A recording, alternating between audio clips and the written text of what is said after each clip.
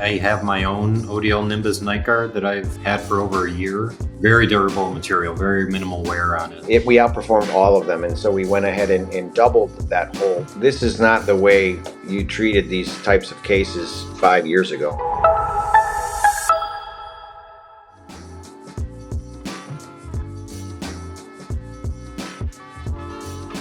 Hey everyone, I'm Tom Wright, VP of Marketing here at ODL, and I'm here with Brendan Pratt, Stuart Steinbock, and Doug Statham. Just want to introduce them here. We're really excited to be here. We have a unique discussion planned for you today, how we can help dentists understand our Nightguard solution, the Nimbus Nightguard, and this is going to add value to your patients and actually help you save some money.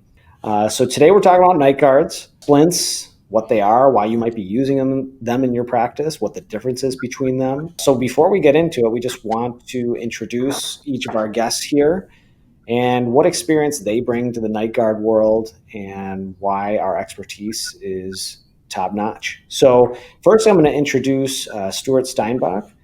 Stuart, why don't you just tell us a little bit about your experience with Nightguards and why the ODL solution is the way to go? Yeah, prior to ODL, I spent 19 years at Whitmix in restorative dentistry, and then another 5 years after that with both Carbon and Stratasys, where we validated the Keystone soft splint materials. And what's been very clear is over the years that progression from hand fabricated to 3D designed and printed night guards and splints offer a whole host of advantages for practices and patients alike. Awesome. Great. Thanks, Stu. Brendan, do you want to just tell us your experience with Nightguards and how you got involved with them? Sure. Yeah, I've been with ODL for about 18 years now, and I have a lot of hands-on experience in the fabrication of splints, both in the old-fashioned salt and pepper and hand grinding way to the current predominantly digital iteration that we're going to be talking about today. I've made lots of splints. It's the old-fashioned way and now the new way. You come from a completely different background. Tell us about it. Yeah, I've been in dentistry for just short of 25 years now, and most of those years were somehow involved with CAD/CAM technologies, starting back with Procera 20 plus years ago, and working with milling systems, and then got involved with 3D printing about 10 years ago. And also, like Stuart, worked for a couple OEM manufacturers of the printers, and then was fortunate enough to come over to Keystone. Keystone actually is the largest supplier of third-party resins in the dental space for 3D printing, and we've actually gotten over 3 million night guards in patients' mouths over the last 4 years. So we kind of are experts in the printed night guard solution that's available to the doctors and the patients now. Wow, that's awesome. That's a lot of night guards. And the market is definitely growing, which is very cool. It's going to benefit a lot of dentists if they're able to get this into their practice. What do night guards treat typically? A lot of times it's bruxism, in which can lead to stress. A lot of people during the night when they're sleeping will grind their teeth.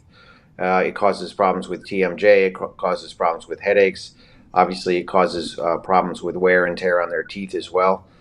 So the newer night guards now, I think the more traditional night guards probably didn't fit as well as the ones that fit now, and you can customize them for all the patients, which is, we're in a different era now when it comes to night guards, and I think the pandemic had a big impact on night guards as well, and people going through the stress of the pandemic.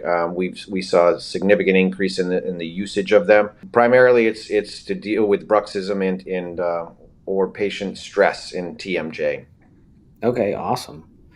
Brendan, how do night guards typically work? So the night guard is an appliance that's going to fit over top of the teeth, and like Doug said, it acts as a barrier to prevent the wear and tear of teeth and symptoms of TMD, headaches, and things like that. So basically, you wear the appliance on one arch, and the opposing teeth bite against that and prevent all the damage that can happen from too much grinding and clenching. Is it usually only on one arch? Typically, it's on one arch, predominantly the upper arch, I would say, but the lower arch is always an option. Typically, for daytime wear, the lower arch is a good option for that. Awesome. And Doug, for any of our patients listening out there, does dental insurance typically cover night guard treatment? It's not a norm to have the dental care coverage. If you have very good health or dental care coverage, you can get coverage for it, but most of it is pay for fee on this for the doctors and the patients. Patients have been very, very receptive to this, though, and I think one of the reasons why we've seen such significant growth is the traditional night guards. And I'm a user of the traditional night guard and now the soft splint material. They tended to be very rigid, almost like a retainer for orthodontics, and patients a lot of times would actually spit them out in the middle of the night because they felt like they were restricting their teeth. The material that we're using here is a soft splint material, which can be a little misleading. It's not like a sports guard. It's not that soft, but it softens to the patient's the oral temperature. And so you can actually feel a little bit of give in it. So it's much more comfortable for the patient. So I think we're seeing a big uptick for patients coming in, being prescribed this and accepting that prescription and the pay for fee in a doctor's office. Nice. How should a patient clean these mouth guards if they decide to go with a 3D printed night guard? Just traditional methods that you would use to clean a denture. I mean, you can use, Effordent, or you could use a toothbrush and toothpaste to clean it. Some people might use isopropyl alcohol. I think one of the key components there is not to leave it in any type of solution for too long. You don't want to leave it in all day long while you're not wearing it. You just really want to just leave it in there for a few minutes to clean it so it doesn't break down any of the material that's in the night guard. So it is important to keep those things clean like anything else you're going to be putting in your mouth, but there's no strict protocol as far as cleaning, more, just traditional methods that you'd use to clean any appliance. Nice. That's pretty easy for any of our patients out there wondering. Brendan, what type of night guards are there? Is it just one type that I get? Usually when I go to the store and I see night guards, it's just something that I might boil and, bite, and then that's all they have. What's the benefit of utilizing the Nimbus night guard? Sure. Yeah. There's actually a few different options for night guards. First one, probably the most common option, is the flat splint or the flat night guard. It's just a full coverage splint with a flat occlusal surface and point contacts from each opposing tooth. It's a great option for common bruxers and clenchers to avoid the further damage to the teeth. Another option, they're all basically the same, but with slight variations. The anterior guidance splint is just like the flat splint, save for an anterior acrylic ramp that's going to provide lateral and protrusive guidance when the patient goes into excursions. What that's going to do is that's going to the load on the posterior teeth is going to be eliminated, as the patient moves their jaw back and forth or forward. Anterior deprogrammer is another option. That's also a full coverage splint with that includes a discluding block in the anterior, and that's going to provide disclusion for the posterior teeth, which is going to allow the muscles and the TMJ to seat in its centric relation. That's going to provide relief for facial pain the patient might be experiencing. One more option is the anterior repositioning splint.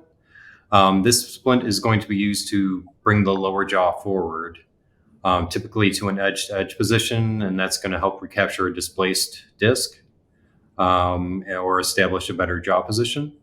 It features an anterior flange of acrylic that's going to help hold the lower jaw in that protruded position. So, Brendan, what's the difference between night guards and splints then? Are they interchangeable? Are they the same thing? Is it just like Kleenex and tissue, or what is it? In some regards, it is. The terms are used interchangeably by dentists and by us, even internally. But technically speaking, a night guard is for bruxism and clenching. That's for nighttime wear, as the name suggests. And a splint is more used to treat TMD or symptoms of, TMJ issues. Kind of a fancier version with more bells and whistles. Which is basically all the 4 or 3 other night guards you mentioned previously. Correct. They'll kind of treat those TMD issues, and then maybe the flat plane is more apt to be used as like a traditional night guard. Correct, yes. For bruxism. Right. Okay. Awesome. Doug, what do you think about at-home night guards? This is getting a little bit more popular, direct-to-patient OTC night guards. The differences, I have a few thoughts on it, but what do you think? There's a little more to it than just being able to do a boil and bite at your house. I mean, that may work for a sports guard, but there's a reason why your dentist is going to prescribe something like this, and it's probably more serious than just the abrasion of your teeth grinding together while you sleep. So I think it is important to get a proper impression done, as opposed to trying to do it at home. I think that the fit and the finish of this product is also very important. And also the materials themselves. I mean, the traditional boil and bite, or the product that the patient might use as kind of a self-diagnosis at home, that's going to be a harder material. And again, our soft split material, it works very, very well on the patient as far as compliance and fit, because there is a little bit of give in it.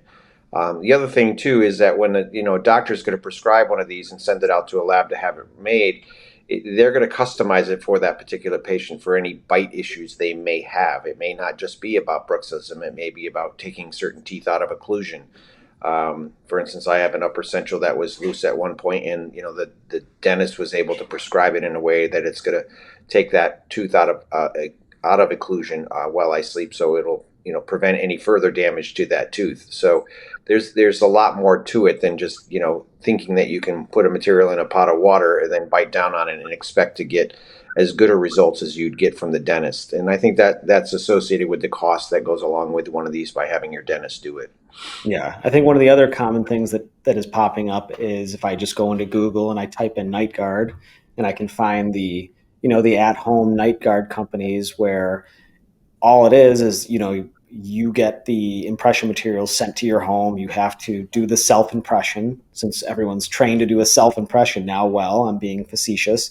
And so then they take that impression, then they send it back to the company, and all the company's really giving you is a thermoformed night guard, which to me is like the least of all the night guards. It's a piece of plastic. While better than nothing, is just thermoformed, and you get that piece of plastic back. Have you seen that quite commonly? I've actually seen, and we've done some studies and did some research on people doing it on their own, and the success rate of that, and it varies. Obviously, a patient that's taking it their own impression are not going to get the same results as you would get if you had a doctor do it. And now with the intraoral scanners that are out there, they just get a better quality impression by doing that. It's a digital workflow. So you're going to get a lot more detail in that intraoral scan. And at the same time, you can custom design it for each patient, which I think, again, adds a lot of value to these and having it done by a doctor or a dentist, as opposed to just trying to do it on your own. And so the advantages of a lab fabricated night guard over an in-store or in-house type night guard with this new 3D printing technology. Can you speak about that 3D printing technology and what makes it better than maybe what everyone else is doing? Well, I think number one, taking an impression with a digital scanner is going to get a high quality image of the patient's mouth and any issues they may have in order to make accommodations for the design in the night guard itself. So that's the number one thing. It's still a traditional impression done by somebody who does it all day. A hygienist or a dental assistant is going to be much more accurate than what you do at home. But there is no doubt that the technology that's out there now can provide a much improved product, even to 5 years ago when you would go into a dentist. And I think it's reflected in the compliance of the patients, which we've seen and had testimonies from many doctors that say, they're prescribing these and they're coming back, and the patients, their nighttime sleeping and headache problems have gone away because these things are protecting them better. They're more comfortable as opposed to, the more traditional ones that were more like retainers almost. They were very hard materials. And we still offer the hard materials primarily for people who have very, very bad bruxism. And some people are still skeptical on whether the soft material will wear as well as the hard material that's out there. And we have significant data on that now that shows that the soft split material will outwear any other product that's on the market at this point. Yeah, I think one of the big benefits of these 3D printed night guards is they're so easy to reproduce. Meaning, if you lose a mouth guard, you can get another one pretty easily. Whereas you don't have to hand make it or have it thermoformed. You can get it right back as the CAD CAM 3D model has already been created. So That's going correct. on that, what about the workflow and the validation of creating these 3D printed mouth guards? Has that changed from the old way? Yeah, it has changed significantly. I mean, if you're talking about the traditional way, you have to take the goop and make an impression tray and get the proper impression from the patient and send it over to the lab. The lab would make a model, and then they do a vacuum form on the model. Now you can scan a patient in 2 or 3 minutes. You can have that digitally sent to the laboratory within minutes, and immediately goes into a design formula. Is very, very quick. In fact, some people are actually using AI on that now, and they're able to design it in a matter of minutes, and then it's sent over to a manufacturing process. So the workflow is much cleaner than it used to be. Certainly, it's probably much faster than what was out there, and it's certainly more predictable as far as the outcome of the final product. Keystone, again, we're the largest supplier of resins for 3D printing and night guard, has spent a tremendous amount of time and energy and resources on developing that workflow with more than 40 different printers. So we have experienced all the good and the bad of manufacturing and making sure the settings. A lot of people don't realize that it's just not putting a material in a printer. We need to make sure, number one, the material is patient friendly.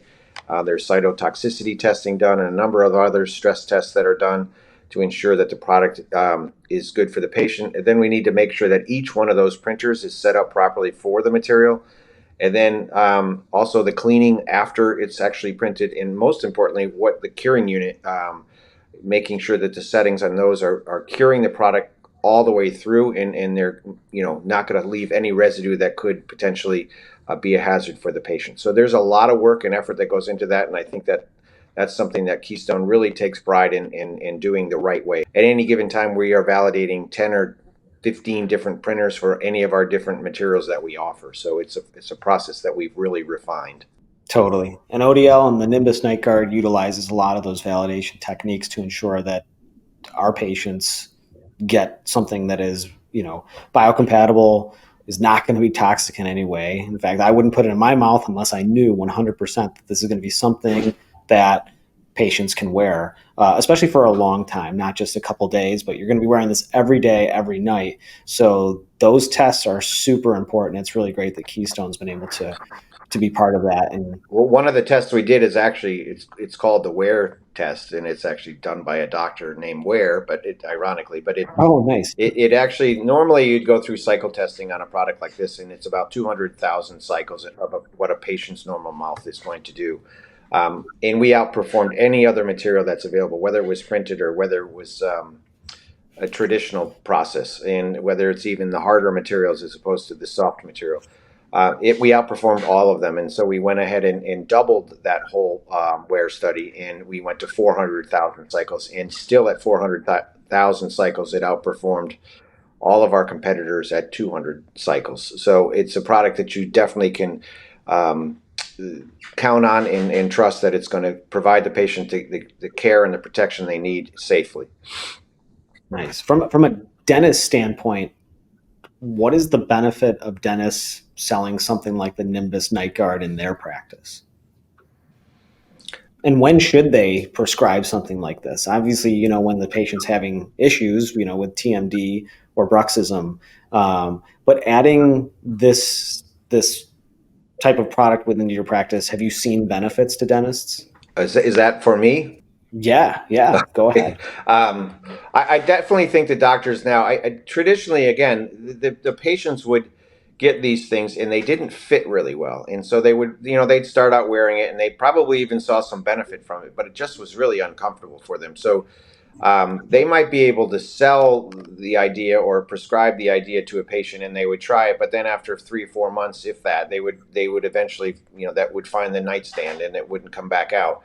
Where this one here, they're seeing a lot more compliance with this. And what that has actually done in some cases is actually driven more customers to a dental practice. So they get this. And I'll use my sister-in-law as an example. She had a traditional night guard. She did not wear it enough, and she suffers a lot from bruxism.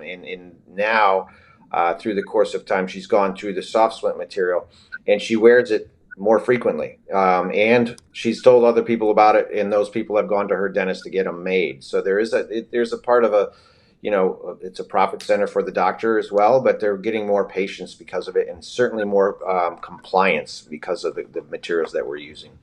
And this is sort of for the floor. I mean, how often should these things be replaced? I think that's a common question that people don't really know. I mean, is this thing going to last me forever?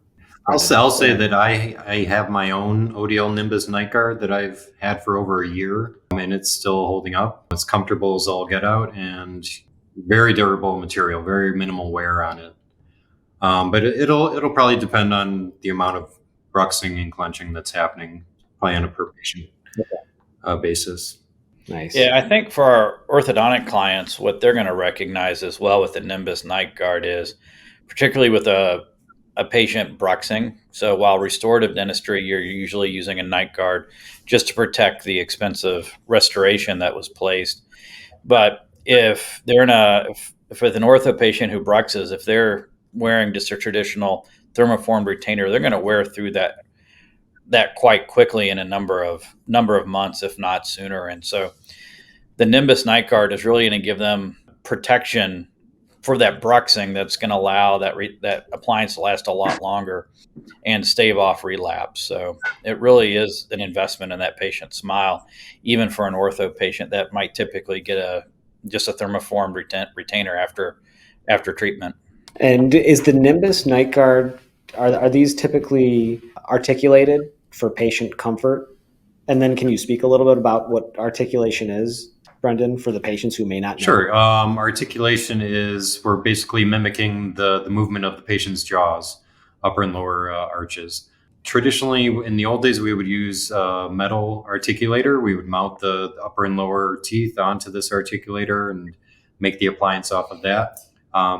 Currently, with the softwares we're using, they have virtual articulation capabilities. So we no longer have the need to do it manually. The software does it itself, as long as the doctor's sending us the scans in the proper centric occlusion or whatever occlusion they need for the particular appliance. And the software does the articulation itself these days, so it's very nice. Let's get into the material just a tad. Oftentimes I'll get a call from a doctor and say, hey, I want a night guard. I'll describe to them what we have, and they'll think, no, I want like a 2 millimeter thick, like mouth guard material. Well, that's a mouth guard. And so I think that there's some confusion in the industry what doctors use. How does a night guard differ from a mouth guard? And anyone can take that one, or I can speak to it. When you see a mouth guard, do you think of like a sports guard, or are you thinking like a traditional night guard? That's what I think, that people are using them interchangeably. Like I want a mouth guard, but they may use a mouth guard, or maybe even they'll receive mouth guard material, like sports guard material, and that will be prescribed as a night guard. Do you think that that's appropriate? I don't think that much a sports guard material, and we're getting ready to launch a 3D printed sports guard material. That material is too soft for anybody who has serious bruxism. I mean, they're going to chew right through that. The other thing too is that a sports guard is actually articulated or fits to both arches as opposed to just one arch. A lot of times it's not fully encompassing the upper and lower, but it's aligning the teeth to a certain extent. You're not going to see that necessarily with a one arch night guard material. And the materials that are out there now, they're specific to people's particular diagnosis. If they're a very, very hard bruxer, then you can go with a harder material. If you have somebody who has less bruxism and less concern about the wear on their teeth, then you can go with a softer material. But again, we've seen the results of our soft material outperforming the hard material. So there is choices that the doctor has out there, and quite frankly, getting the patient to wear it and be compliant is probably their number one challenge. And I think that the products that you're printing now do offer a significant improvement over some of the traditional or other materials that are out there. Yeah, I think the reason why you get those kinds of requests, Tom, is when you only had salt and pepper clear acrylic night guards or thermoformed, right? Oftentimes those harder acrylic night guards just weren't comfortable. And so what they would do instead is thermoform a soft material and then a harder material over top of it. But as Doug's alluded to, the compliance on something that thick and bulky in the mouth really kind of negates the fact that you've prescribed it for your patients, or that you're wearing it. So the Keystone Soft Splint is a wonderful combination of a hard splint that's extremely wear resistant, but at the same time has the flexibility to adapt to the patient's mouth and snap right in. Additionally, when we design a Nimbus Nightguard, we're not going to design it all the way down to the soft tissue. We're going to be able to leave it about a millimeter above the soft tissue. So it's not going to irritate their mouth, but it's still going to be able to cling to the undercut of the tooth surface. So it really provides you the best of both worlds with the Nimbus, as opposed to a 2-layer thermoformed night guard or the traditional hand fabricated one. Let's look at some income streams. Adding this as a new income stream to your practice, what are some ways that dentists can, sell more night guards within their practice? Doug, have you seen any tactics that really good dentists use to make this an effective product in their practice? Well, interestingly enough, I think it's just a matter of getting started to use it. The one thing they're going to notice right away is, I've had doctors go from not prescribing these at all to prescribing 10 in a day. So, I mean, it can move very quickly, only because it's more predictable that the patients are going to enjoy this thing more than they did the traditional ones. They might have done these things, ones and twos here and there with somebody who has serious bruxism, but they come back 6 months later and they still have the same problem because they're not wearing it. Now what they're realizing is, wait, this patient's coming back in and they're wearing it. They're seeing a difference in the way they sleep and the difference the way their teeth are being worn down. So they're seeing more success from these ones that are out there now. As far as the business side of things too, I mean, there's certainly plenty of profitability in doing these. I mean, some offices are charging more $600, $700, $800 for one of these appliances, and the cost from the laboratory isn't that significant. There's still plenty of profitability in it. So it does fill a couple different buckets for the doctor. But I think most importantly is that they're going to see better compliance with the patients, and they're going to be wearing it more often. And they're going to have better oral health overall. Nice. And when do you see a good time for orthodontists to implement these into their practice? That's probably a better suited question for Stuart, I think. But I think anytime you can get one of these in a patient's mouth to protect them, whether they have orthodontics or not, is going to be beneficial to the patient. But from an orthodontic standpoint, I think probably Stuart answered that one better. Do you have any thoughts? Yeah, I think, for an orthodonist, like I said earlier, anyone that's a bruxer, certainly you want to be able to put into a splint or a night guard, as opposed to a thermoform retainer. Beyond that, really it comes down to sort of patient comfort. It comes down to replacement. It's much easier to reprint a night guard than it is to remake a retainer, which with a printed model and a suck down. So, it's just an easy offering. As well, many orthodontists, typically treat TMJ. They're the best people to see the bite and make sure that occlusion's where it's supposed to be without having to go down a restorative track. So, regardless whether it's TMJ or just general protection and retention, the Nimbus Nightguard's a wonderful opportunity. Totally, especially after wearing something like aligners for so long. A lot of people have those clenching, grinding. A night guard's a great add-on on top of your aligners that you might wear part-time to be able to relieve some of those issues. So definitely, I think that's an awesome add-on for a dentist or an orthodontist. Do you guys have any other thoughts on night guards in general, and what some of the benefits are? I think the big message to a dentist right now would be, this is not the way you treated these types of cases 5 years ago. The technology that's out there, the workflows that are out there, the materials that are out there have really improved to the point that you can prescribe one of these with very little, if any, concern about the outcome on the other end. The patients are going to find them much more comfortable to wear. They're going to wear them more frequently, and it's going to help the patient more than any of the traditional methods that were out there. Totally. And that's why we went into the 3D printed night guard space, because we knew that at ODL, we're always looking at a better product, not just, hey, it's flashy, it's 3D printed. It actually can become a better product for your patient, and it's super accurate because it is 3D printed. It's used with AI to be created, and we keep these scans forever pretty much. And so when you need another one, you can just let your doctor know and you can get another one. And so surprisingly, that we have, they don't break them, but they lose them, or the dog gets them, or something happens.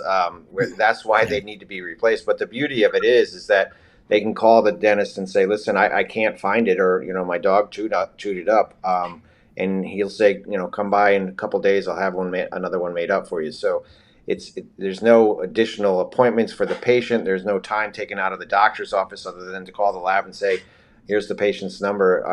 I need another night guard for him." So that is there's a big profitability in there too, because the doctor doesn't have to do anything for that one. All he has to do is call the lab and have another one made, and whether he charges the patient or not, that's up to him. But in fact, a lot of doctors would say, "Well, I'll give you a 50% off the second one," knowing that it's not going to cost them anything to have it made.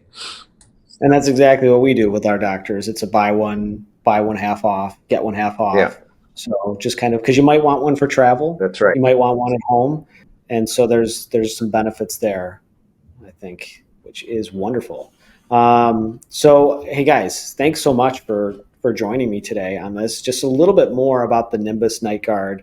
So if you are a dentist or an orthodontist who's currently offering or interested in offering night guards to your patients, we do have a very special offer for you. ODL is offering a free trial for our new Nimbus Night Guard. We're going to be launching this within the next month. No strings attached. And the beauty is the onboarding. It's only 60 seconds to onboard with us. We're going to make it super easy so you don't have to do anything except give us some basic information to create your account. Guaranteed 5-day turnaround, so you get these things quick.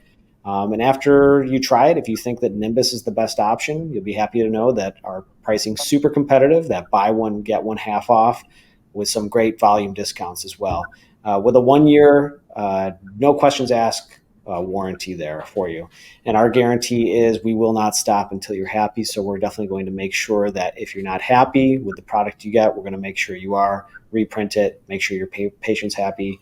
And we're so confident in the experience that you're going to have. We're giving every doctor their first case for free, but we only have 10 spots right now to offer. So 10 free cases for this month, coming up the month of November. So you don't want to miss the opportunity. Let us know. Contact us today.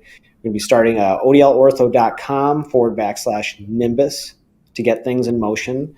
And we say thanks to all of you guys, Stu, Doug, Brendan, for helping us out, getting the word out about 3D printed night guards.